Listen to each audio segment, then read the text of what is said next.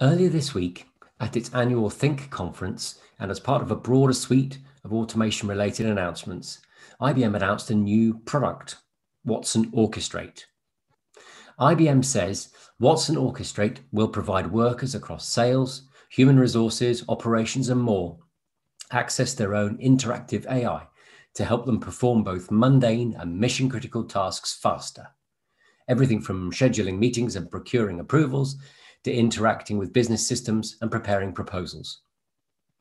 Basically, it's a conversational AI front end paired with a flow-focused automation tool that has a number of pre-built automation skills and integrations in the box. And of course, customers or IBM partners can add their own.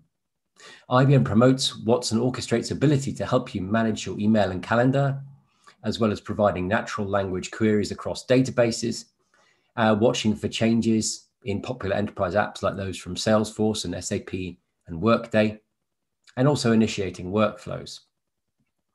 Now, one of the particularly interesting things about Watson Orchestrate is how, when it comes across an intent from a user that isn't immediately associated with a skill, it can search through a database of available skills and predict which skill is most likely to give the right result before using that skill.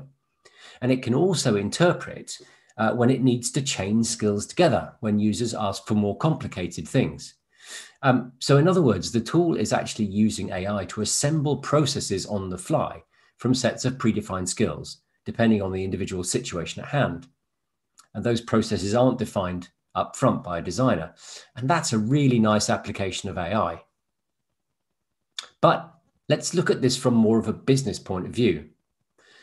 When we zoom out and look at the problem Watson Orchestrate aims to solve, it's clear that IBM isn't the only vendor plowing this furrow. Microsoft offers a combination of Power Virtual Agents and Power Automate, and UiPath and Automation Anywhere and Blue Prism are all embracing interactive front-end interfaces for their automation platforms. None of these are as advanced in terms of their AI use as Watson Orchestrate, but they aim to help solve the same kinds of problem. And then there are also domain-specific offerings that make more use of AI in how they provide services.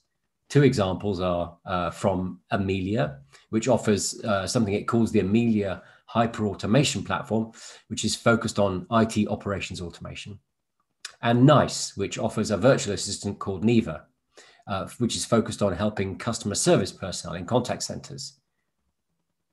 And so we come to the title of this video, Where's the Money? Intelligent assistants like Watson Orchestrate are productivity aids that provide value by reducing the time that employees need to take to get certain tasks done. But do they provide enough value to warrant the investment they might need? Well, for domain-specific tools focused on areas where people have to deliver services in line with SLAs, like in IT operations or in contact centers, work is measured and concentrated. And broadly speaking, it follows consistent patterns. And in these kinds of situations, ROI can be quite easy to determine, and business cases can be straightforward to understand. In more general knowledge work situations, though, it can be much harder to make the business case for investing in general purpose kind of intelligent assistant technology. Work patterns are more diffuse and less predictable.